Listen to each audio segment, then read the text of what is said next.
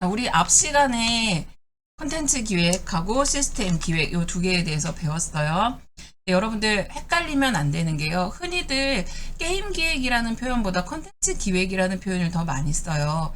근데 이제 게임 같은 경우는 시스템이라는 어떤 로직을 설계하는 그런 과정이 붙었기 때문에 콘텐츠 기획, 게임 기획이라는 거 안에는 게임 기획 안에는 뭐가 있다? 콘텐츠 쪽 파트와 시스템 파트 이 두 가지가 나뉜다.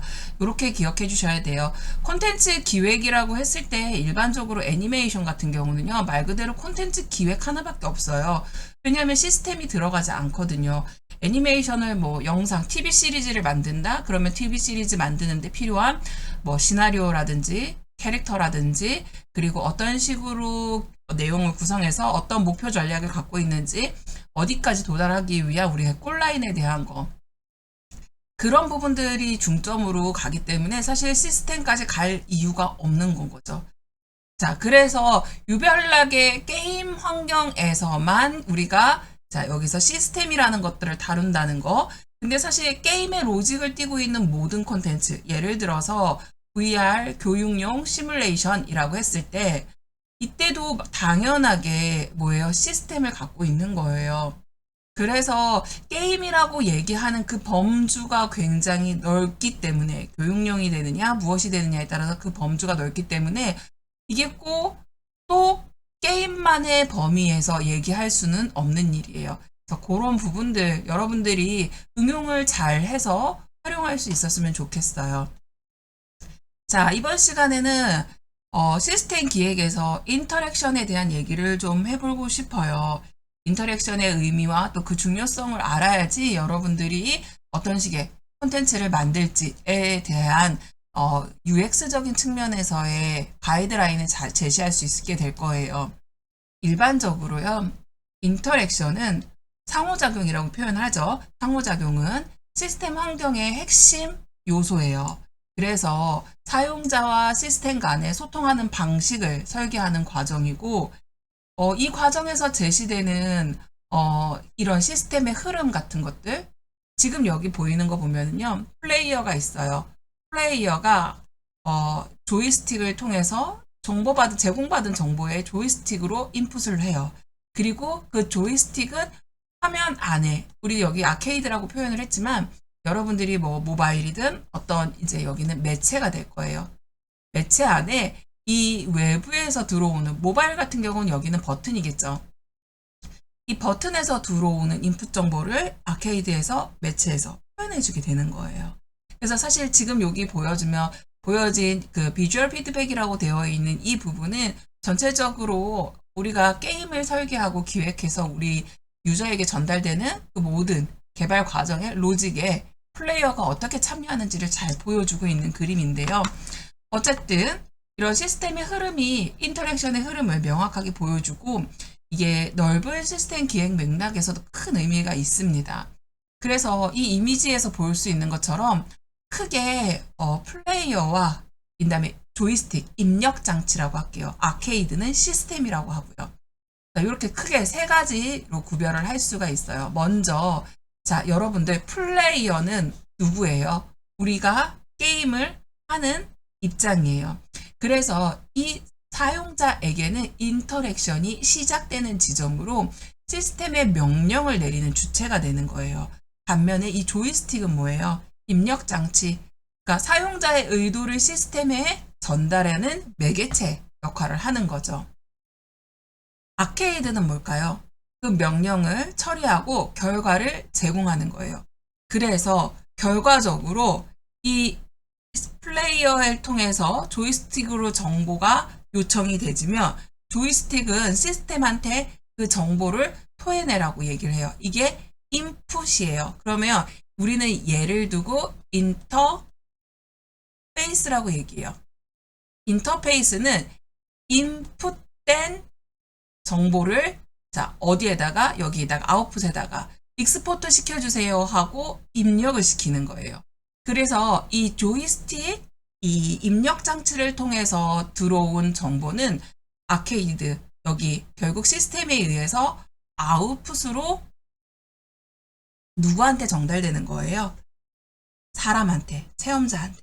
그래서 우리가 인터페이스에서 예를 들어서 터치, 조이스틱이 왼쪽이라고 했으면 아케이드의 아웃풋은 뭐예요? 캐릭터가 왼쪽으로 움직이는 거예요. 자, 이런 구조는 플레이어가 조이스틱에게 명령을 제공해요. 그래서 얘를 기본 인스트럭션이라고 얘기를 해요. 그다음에 조이스틱이 아케이드에게 명령을 해요. 딜리버리 인스트럭션이라고 얘기를 해요. 아케이드가 플레이어에게 시각적으로 제공하는 거는 그 다음에 뭐예요? 비주얼 피드백.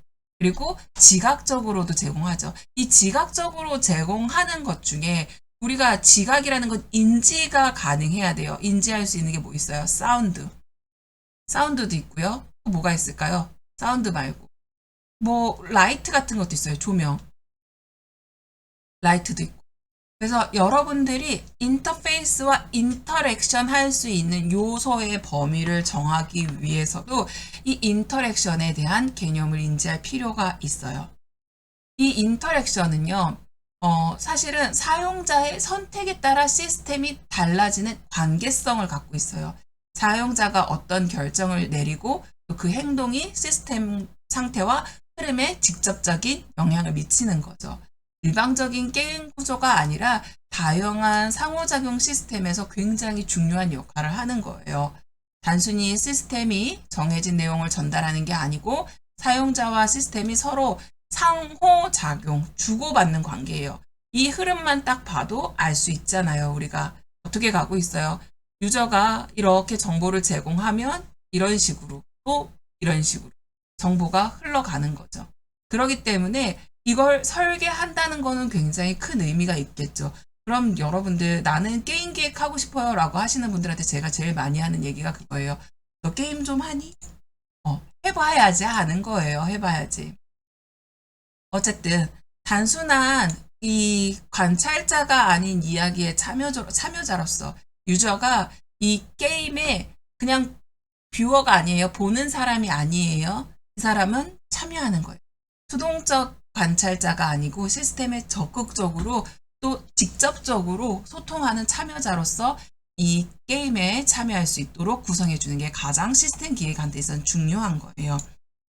자, 그리고 피드백의 유형을 제가 두 가지로 잡았어요. 시각적인 거하고 지각적인 것하고. 여기에서 되게 중요한 거는요. 사용자의 행동에 대한 즉각적인 반응을 제공한다는 건데 화면 변화라든지 특히 시각적인 부분에 있어서 화면 변화, 애니메이션, 색상 변화 이런 것들을 통해서 사용자의 명령이 인식이 돼요. 또 효과적인 시각적 피드백은 사용자가 시스템의 상호작용을 직관적으로 이해하는 데 도움을 줘요. 반면에 지각적인 피드백은 어떨까요? 사용자가 눈으로 보이는 거 말고 그 외에 감각들 있잖아요. 청각, 촉각 이런 것들에 영향을 미치는 피드백이에요. 아까 얘기한 게 뭐가 있었어요? 사운드 효과, 그리고 또 뭐가 있을까요? 진동, 뭐 물리적 저항 이런 다차원적인 경험들 제공하고 사실은 눈으로 보는 것만큼 이 지각적인 것들의 피드백으로 인해서 사용자의 몰입감이 높여져요. 그래서 우리가 옛날에는 극장에서 2D 영화를 봤어요. 2D 영화는 단편적으로 뭐예요? 2D에서는 비주얼만 제공을 했어요. 그런데 우리 요즘에 4D를 보죠. 이 4D 영화에서는 뭘 제공해요? 물리효과. 이 물리효과가 비바람도 내리고 의자도 흔들어주고 이런 식으로 제공을 하잖아요. 그래서 사실상 2D를 봤을 때보다 4D의 몰입감이 더 높다 할 수 있는 거죠. 그 다음에 인터랙션은 우리가 인터랙션 루프라고 표현하는 게 있는데요. 이거는 인터랙션은 단일 시간이 아니라 지속적인 순환의 과정이에요. 이게 지금 여러분들 딱 보시면 아시겠지만 사용자가 입력했어? 그래, 의도된 시스템의 명령을 내려줘요. 자, 시스템이 처리를 해요. 입력된 명령을 시스템이 해석하고 처리하고. 그럼 시스템이 반응해요. 처리한 결과에 따라 반응이 생성이 되죠. 피드백을 전달해요. 사용자에게 자기가 원했던 비주얼인지 아니면은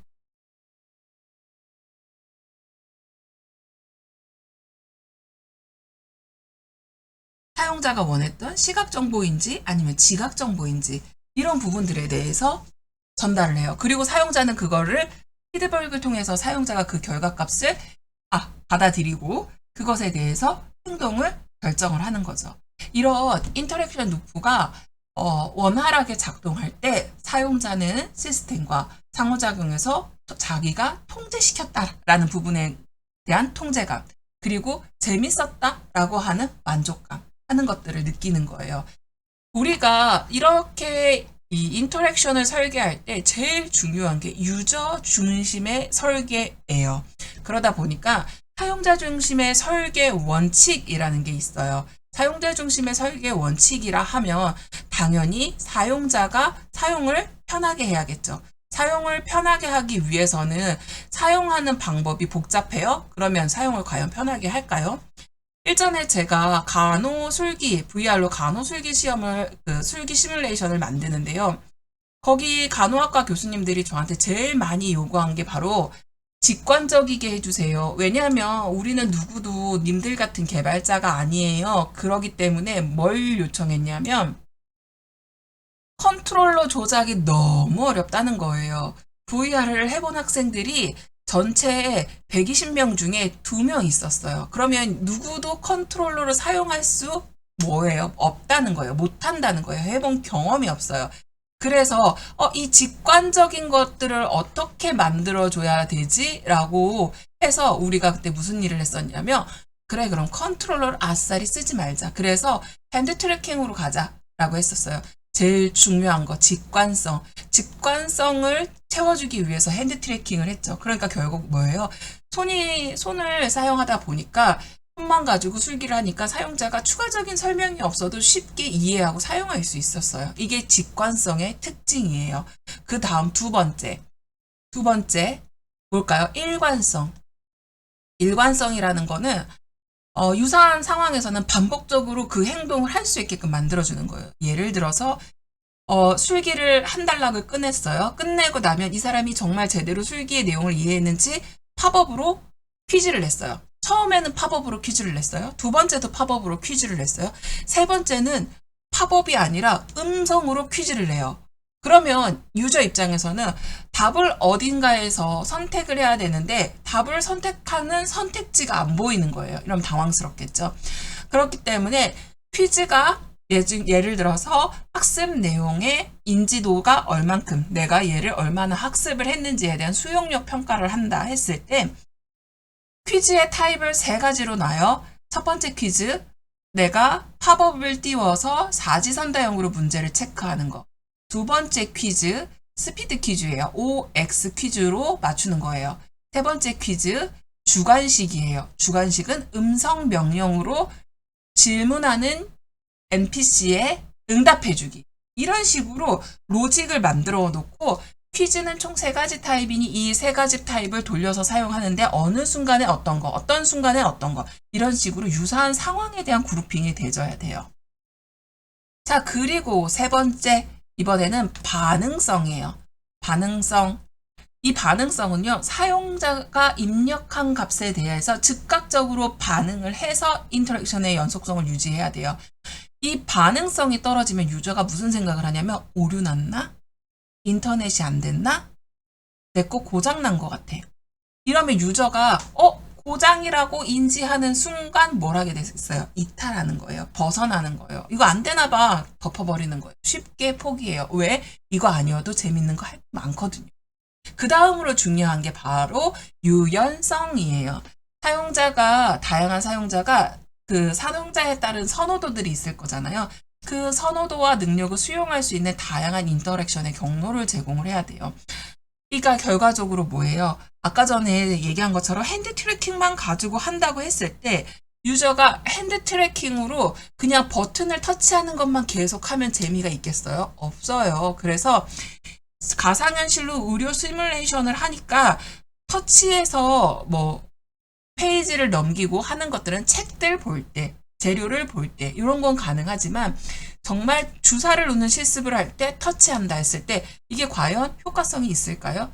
주사를 놓을 때는 주사를 놓는 것처럼 손동작을 하게끔 인터페이스를 설계를 해줘야지 거기에 대해서 이거는 이런 식으로 하는 거구나 학습을 하겠죠. 그렇기 때문에 인터페이스는 다양한 형식으로 포맷으로 제공돼야 해요. 그래서 유저가 요 정도 레벨에서 내가 따라올 수 있어 하는 것들을 유저한테 계속 상기시키고 반복적으로 학습시켜서 유연성을 갖게끔 해줘야 되는 거예요. 이런 시스템 기획에서 인터랙션을 설계할 때 여러분들이 생각하는 것 이상으로 되게 많은 작용들이 있는데요. 지금 제시된 이미지, 제가 보여주는 이 화면에서는 시스템에서 인터랙션이 보여주고 있는 컨트롤 매핑, 게임의 메커닉스, 그다음에 난이도, 보상 체계 이런 부분들도 포함되고 있어요. 예를 들어서 컨트롤 매핑 같은 경우는 플레이어의 의도가 게임 내 행동으로 자연스럽게 이용이 되도록 직관적인 컨트롤러를 설계한다. 조이스틱이 딱 그런 거 아니에요? 조이스틱이 왼쪽으로 움직여라. 그럼 조이스틱 왼쪽으로 보내면 되고, 오른쪽으로 움직여라. 오른쪽으로 보내면 되고. 결국 이런 것들이 플레이어의 행동과 게임 세계의 반응의 규칙을 정하는 체계를 설계하는 게임의 메커닉이 되는 거예요. 그리고 거기에 따라서 레벨이 얼마나 플레이어가 숙련을 했는지에 따라서 레벨과 적절한 과제를 제공해서 몰입감을 유지하는 거죠. 또 거기에 따르는 뭐가 있어야 돼요? 거기에 따르는 보상이 주어져야 돼요. 이 보상이 있어야지 지속적으로 참여를 할 수 있습니다. 결과적으로요, 이런 인터랙션은 사실 게임뿐만 아니라 모든 디지털 제품에도 동일하게 적용이 돼요. 내비게이션 구조, 사용자가 쉽게 원하는 정보나 기능을 접근할 수 있도록 직관적으로 만들어주는 거, 데이터 입력 방식, 이런 것들. 우리 간단하게 집에서 쓰는 전자레인지만 생각해봐도 그렇잖아요. 문제가 생겼을 땐 당연히 이거 경고 메시지 띠띠띠띠 소리 나는 것도 있을 수 있고.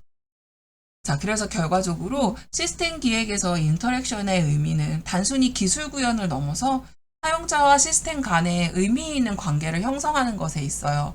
그러다 보니까 효과적인 인터랙션 설계는 사용자를 이야기 참여자로 만드는데 더 깊은 몰입과 만족도를 제공합니다. 제시된 이미지 지금 우리 화면에서 볼 수 있듯이 인터랙션은 절대 단방향이 아니라 순환적 구조를 가지고 지속적인 대화를 형성하고, 그래서 결국 이게 시스템을 설계할 때 성공적으로 이끌 수 있는 핵심 요소가 되는 거예요. 자, 다음으로 넘어가서 얘기를 좀 해볼까요? 이 시스템 기획을 할 때 제가 UX 설계도 시스템에 포함이에요 라는 얘기를 지난 시간에 했어요.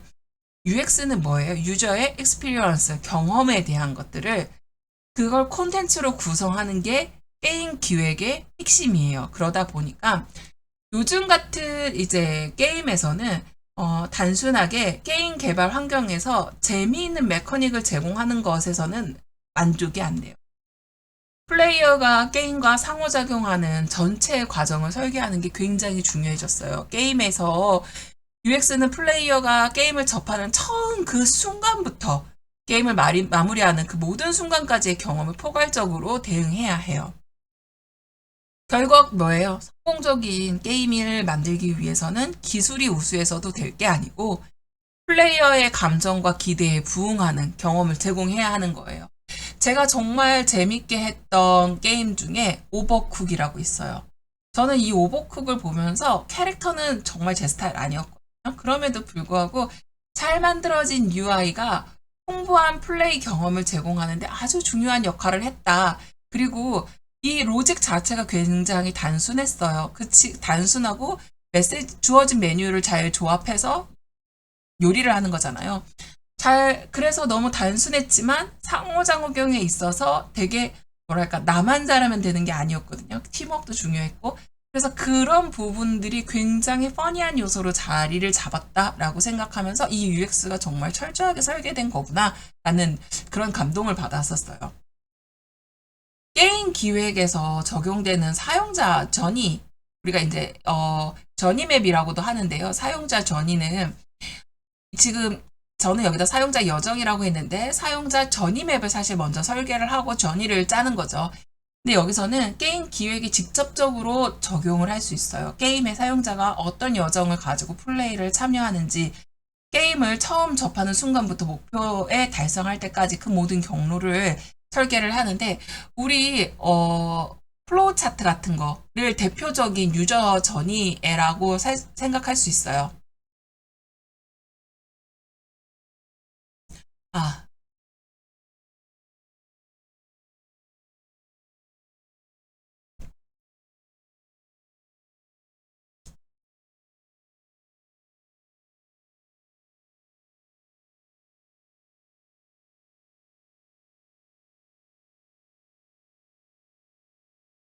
사용자 전이 설계에서 우리가 연습해봤죠? 플로우 차트.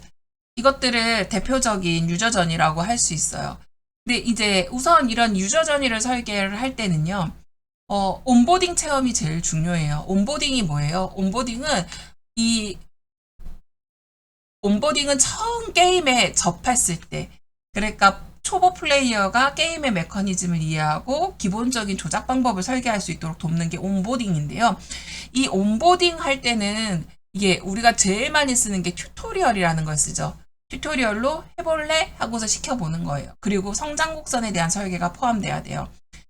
성장 곡선에 대한 설계는요, 플레이어가 점진적으로 도전 과제를 경험하면서 능력을 향상시킬 수 있도록 도와주는 거예요. 그래서 이게 계속 어렵기만 하면 유저가 과연 이걸 하겠어요? 예를 들어서 나는 디아블로 도저히 어떻게 하는지 모르겠어 하면은 이게 유저가 접근할 수 있는 정도의 난이도로 만들어줘야 돼요. 그리고 거기에 따르는 뭐가 있어야 돼요? 보상 체계가 설계가 돼야 돼요. 보상 체계가 설계가 돼야지 이 유저가 성취감과 그다음에 동기가 부여가 돼서 계속해서 이 게임을 하는 거예요. 그리고 엔딩을 볼 수 있게끔 해줘야 돼요. 종료에 대한 경험을 설계해야 돼요. 이 플레이어가 게임 세션을 마무리하고 다시 돌아오고 싶게 만드는 게 바로 이 종료예요. 그래서 어떤 게임은 엔딩만 버전을 몇 개씩 만들어놔요. 아까 제가 오버쿡 얘기를 했는데요. 오버쿡은 기본 타입을 다 깨요. 기본으로 제공하는 디폴트를 깨면 그 다음에 뭐가 있어요? DLC, 다운로드 콘텐츠요. DLC로 다운받아서 그걸 계속하게 만드는 거예요. 이런 종료 이후에 있을 이슈까지도 우리는 고민을 해야 되는 거예요. 사실 지금 제가 여러분들한테 기획안 제작하는 얘기도 해야 되는데 여기 앞단에서 너무 많은 시간을 쓰고 있어요. 그래서 자, 몰입과 흐름과 감정선 조절을 해야 한다는 거, 그다음에 유저의 피드백 흐름을 고려한 기획을 해야 한다는 거. 우선은 이렇게 간단하게 이 부분에 그 사용자의 UX적인 측면에서의 콘텐츠 설계를 할 때 이런 부분이 있다는 거 여러분들 기억하고 제가 이 페이지는 넘어갈게요. 자, 넘어가겠습니다.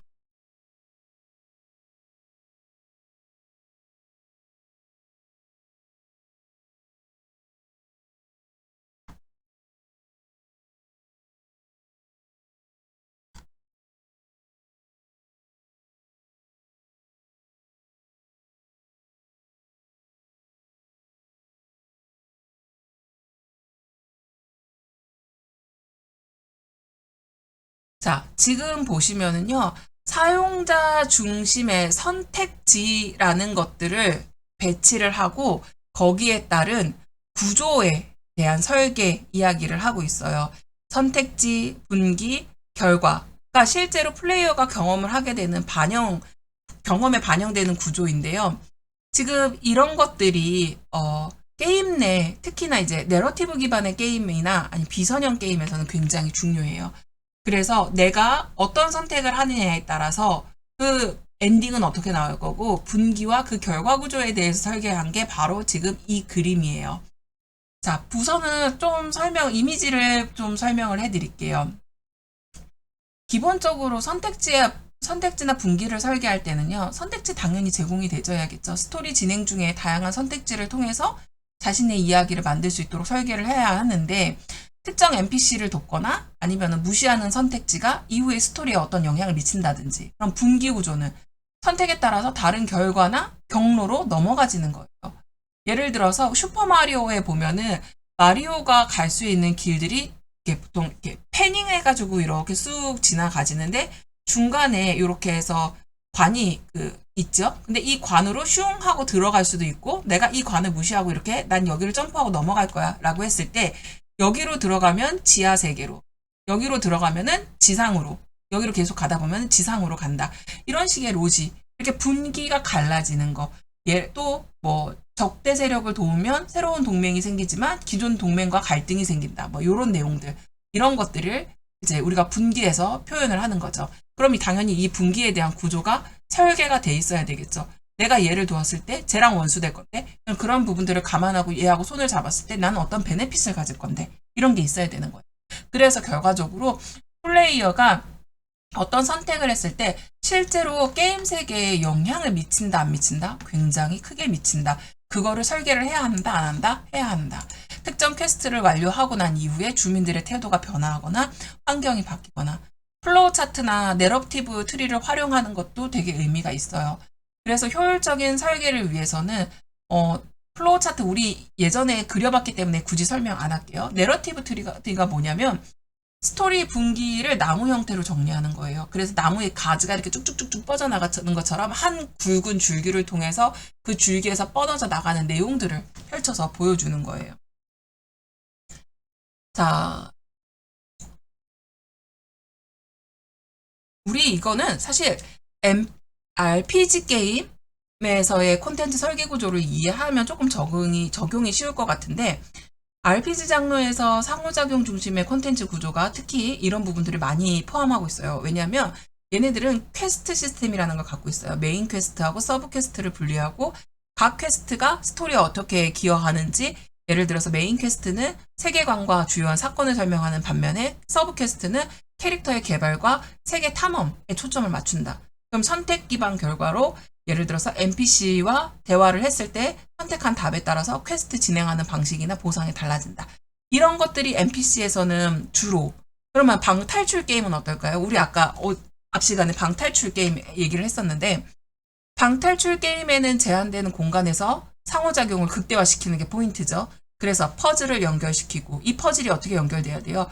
논리적으로 연결할 건지 물리적으로 연결할 건지 그래서 자연스럽게 다음 게임으로 넘어갈 수 있게끔 해줘야 되고 힌트 시스템이 있어야겠죠. 플레이어가 막혔을 때 도움을 받을 수 있는 그 다음에 다중 엔딩 퍼즐을 해결하는 방식이나 시간 제한 여부에 따라서 엔딩이 어떻게 바뀌는지 이런 부분들에 대해서 고민을 안 할 수가 없는 거예요. 그리고 기술적 구현, 테스트 이런 부분들도 여러분들 생각해야 돼요. 게임 엔진과 데이터베이스를 활용해서요. 콘텐츠 데이터 체계를 관리해야 해요. 뭐 제이슨도 좋고 뭐가 있을까? YML 이런 거, YAML 이런 거 형식 이런 것들. 그리고 사실 지금 요즘은 구글 애널리틱스도 많이 쓰죠. 구글도 많이 쓰고 또 여러분들이 잘 아는 파이썬 뭐 이런 것들도 많이 쓰고 그다음에 플레이어와 플레이 테스트 할 때요. QA 과정을 통해서 콘텐츠 흐름과 상호 구조적인 지속적으로 수정하고 반복해야 되는 것들을 해야 되는 거예요. QA는 우리가 그 베타 테스트 같은 걸 한다고 했어요. QA도 마찬가지예요. 콘텐츠의 흐름과 이 구조가 계속 루프를 시켜서 반복해서 해봤을 때 이게 과연 여기서 이 행동이 맞을까? 로직을 뒤로 빼는 게 낫지 않을까? 이런 것들을 설계하는 거기 때문에 그 검수 보는 과정이기 때문에 반드시 포함해야 합니다. 특정 선택지가 예상치 못한 결과로 이어질 수도 있기 때문에 그래서 무조건 수정해서 논리적인 일관성을 유지할 수 있도록 QA 과정을 생략할 수는 없고요. 결론적으로 게임 콘텐츠 구조 설계할 때 사용자의 그 UX적인 경험과 그 몰입할 수 있도록 해주는 상호작용 이런 부분들을 극대화하는 방향으로 설계를 해야겠죠.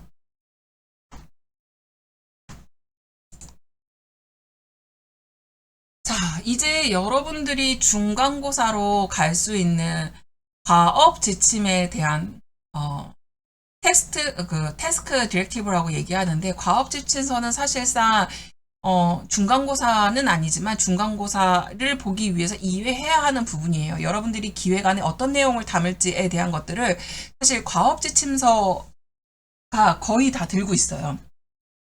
이 과업 지침서라는 거는요. 게임 개발하는 과정에서 각 팀원들이 해야 할 명확하게 네가 이걸 했으면 해야 해 라고 정의하는 프로젝트의 가장 목표를 담고 있고 방향성을 구체적으로 제시하는 문서예요. 사실 이 과업지침서는 중간고사의 내용을 담고 있지만 결국 기말의 엔딩으로 갈 수 있는 여러분들 이거는 저는 과업 지침서를 여러분들한테 기말 과제로 개인으로 낼 예정이에요. 그렇기 때문에 이 과업 지침서에서는 협업과 그다음 프로젝트 관리와 이런 것들을 위해 필수 도구예요. 게임 개발을 지침으로 한다고 했을 때 여러분들이 이걸 체계적으로 잘 정리해 놓는 게 중요해요. 기획서는요, 게임 콘텐츠 기획을 했을 때 게임 기획서는 말 그대로 우린 이런 걸 할 예정이야 라고 하는 거예요. 예정에 대한 거. 그리고 이 예정이 확정이 되는 순간 과업 지침이 나오는 거예요. 그래서 여기에서 제일 중요한 거는 뭐예요? 목표를 명확하게, 프로젝트의 최종 목표가 무엇인가, 각 작업이 세부 목표를 명확하게 하고 있는가. 그 결국에는 기획에서 의도가 나오죠. 의도가 나오면 이게 의도가 곧 뭐예요? 목표를 만들어 주는 거잖아요. 그래서 난 이걸 만들려고 해라고 했을 때 지침에서도 뭐예요? 우리의 가장 큰 골자는 이건데 이거에 1-1, 1-2와 같은 세부 지침들, 세부 목표들이 할당되는 거예요. 자, 그 다음으로 해야 되는 거 작업 분배. 팀원별로 작업을 어떻게 나누는 건지. 이건 개인 프로젝트로 진행할 거기 때문에 그냥 여러분들이 그룹핑만 하는 거예요. 포지션. 자, 디자인 포지션에 2명을 배치할 거예요. 사람은 정해지지 않았어요. 그 다음에 디벨롭 포지션에 사람 3명 배치할 거예요. 그런데 여기에서 클라이언트 쪽, 그 다음에 서버 쪽 이렇게 나눠서 클라이언트는 2명이고 서버는 1명이 관리할 거예요. 이런 식으로. 그 다음에 사운드 디렉터는 1명만 있으면 돼요. 내지는 뭐 내레이션은 AI로 쓸 거예요. 뭐 이런 식으로. 이 포지션에 대한 것들 명확하게 나눠야겠죠. 그리고 진행 상황 추적한다는 거는 일정 관리를 해야 한다는 거. 그런 부분들. 그다음에 과업 지침서 작성할 때 주요 요소가요. 프로젝트 개요가 당연히 들어가야 되고 일정하고 팀 구성. 지금 방금 제가 얘기한 것들이 당연히 들어가야 되는 거예요. 자, 지금 저는 이제 우리가 WBS라고 해가지고요. 작업분의 구조라는 뜻이에요. 이게 WBS가 뭐냐면 프로젝트를 여러 단위로 나누고 각 단위의 세부 단계로 쪼개가지고 그 세부 단계에 대한 이제 업무를 배정하는 거거든요. 그래서 이 WBS 같은 경우는요. 예를 들어서 우리가 게임을 만든다 했을 때 그 제작 공정이 제일 중요하겠죠. 제작 공정이 어떻게 돼요? 처음에 기획하고 그 다음에 디자인하고 개발하고 개발하고 그 다음에 QA 하면서 다시 개발이 루프되는 거고 그 다음에 베타, 테스트 이런 식으로 한다고 쳐요. 그러면 기획은 어떤 거? 시스템 기획, 그 다음에 콘텐츠 기획 이렇게 나누겠죠. 디자인은 2D 디자인, 2D UI라고 할게요. 2D UI 디자인, 3D 그 다음에 3D도 UI 있을 수 있어요. 3D 모델링 그 다음에 또 애니메이팅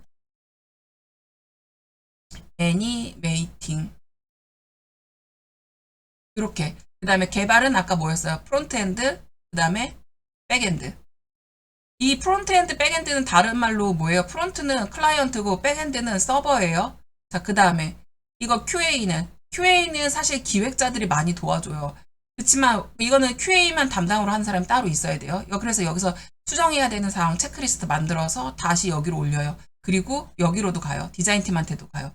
디자인 UI 이거 틀렸어. 사운드, 여기 빠진 것 중에 하나가 여기 사운드가 없네요. 사운드 이렇게. 기본 포지션 이렇게 잡아놓고 여러분들이 작업하시면 돼요. 자, 이렇게 해서 각각의 너는 뭘 해야 돼? 뭐 예를 들어서 애니메이션은 캐릭터 애니메이션 초당 60프레임으로 제작해서 움직임이 자연스럽도록 해주고 그 다음에 UI팀은 UI 디자인 할 때 해상도 300dpi 이상으로 맞춰줘. 이런 것들. 그래서 피드백을 검토할 수 있게끔 각각의 포지션에서 직무를 할 수 있게끔 도와줘야 돼요. 내용이 시간이 별로 없으니까 요거는 그냥 넘어갈게요. 자, 기획서 작성할 때요. 이제 진짜 여러분들 중간고사 기획서를 만들 거예요. 자, 기획서를 작성할 때 아이디어를 실현 가능하게끔 만드는 게 기획 아니에요. 그렇기 때문에 체계적으로 정리해서 실질적인 실행 단계를 제시하는 게 목표예요.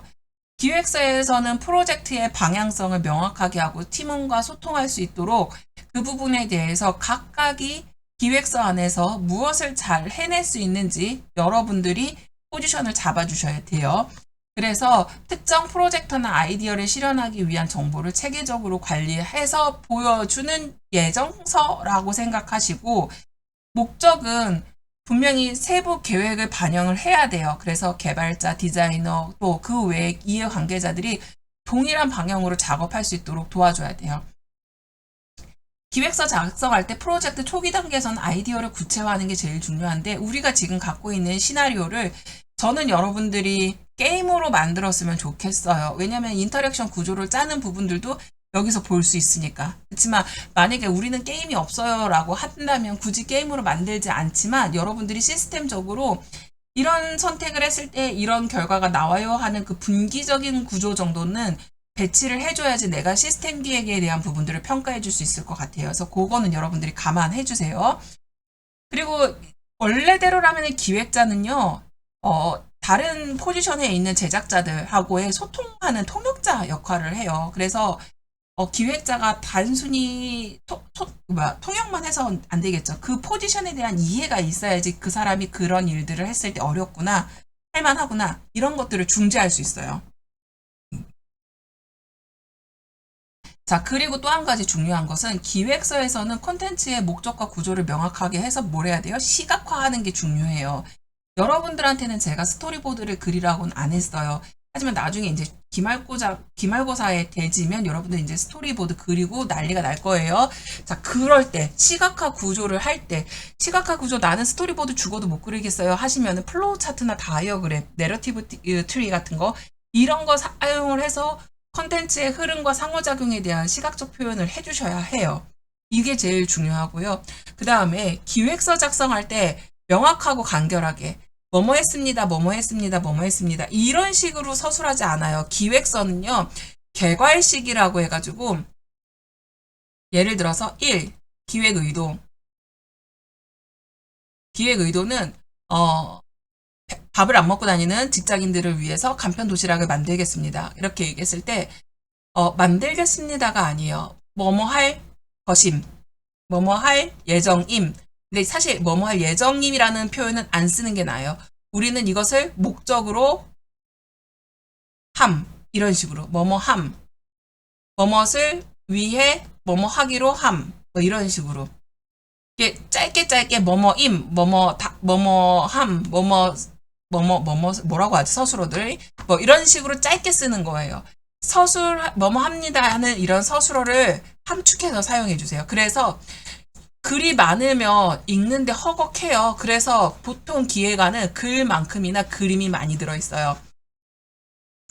자, 그리고 당연히 실행 가능성이 있어야겠죠. 그래야지 합리적으로 얘네가 이 정도 수준에서 만들 수 있구나, 이런 것들. 그리고 게임 내 모든 캐릭터는 고유한 성격의 뭐 패턴을, A라는 패턴을 가집니다 라고 했을 때 그 A라는 행동 패턴이 실질적으로 현실 가능한 패턴이어야지, 만약에 정말 한 3, 40년 뒤에나 구현 가능할 수 있는 그런 뭐 뇌파를 통해서 움직일 거예요 라는 것들, 우리가 갖고 있는 기술이 아니잖아요.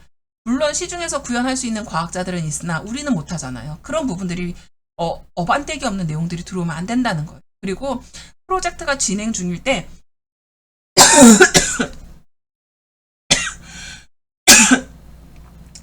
변경 사항이 생길 수 있어요. 그래서 그 변경 사항들에 대한 것들까지도 고려를 해서 수정할 수 있게끔 유연하게 만들어줘야 하는 겁니다. 자, 우선 제가 여러분한테 보고 싶은 거 딱 요 정도예요. 콘텐츠의 간단한 개요, 목적, 컨셉, 그리고 어떤 타겟을 대상으로 하는지, 이런 부분들. 그 다음에 핵심 줄거리와 흐름, 그리고 플로우 차트. 지금 플로우 차트 같은 경우는 이미 만들어 놨잖아요. 그 다음에 UX의 흐름 시각화 시키는 거. 화면 구성 대충 이럴 거예요. 버튼 이렇게 동작할 거예요. 인터랙션 이렇게 자공용할 거예요. 요거는 시스템. 자, UX의 흐름 요것도 시스템. 이거는 콘텐츠. 콘텐츠에서 뭐예요? 이거는 설정이에요. 설정 기획이에요. 설정 기획. 이것도 콘텐츠. 그러면 자, 콘텐츠 포지션 2개, 시스템 포지션 2개 이렇게 평가할 거예요. 그래서 여러분들 중간고사 준비 열심히 해주시고요. 자, 여기에서 내용이 많고 적고가 중요한 게 않아요. 중요하지 않아요. 우리가 수업 시간에 했던 내용들, 그 내용들이 잘 정리돼서 갖고 있는 조들은 유리할 거예요. 자, 마무리 잘 지어주시고요. 자, 요거 여러분들하고 같이 발표하면서 저는 기대하고 있을게요. 발표하는 그 순간을 기대하고 있을게요. 자, 여기까지 하겠습니다. 감사합니다.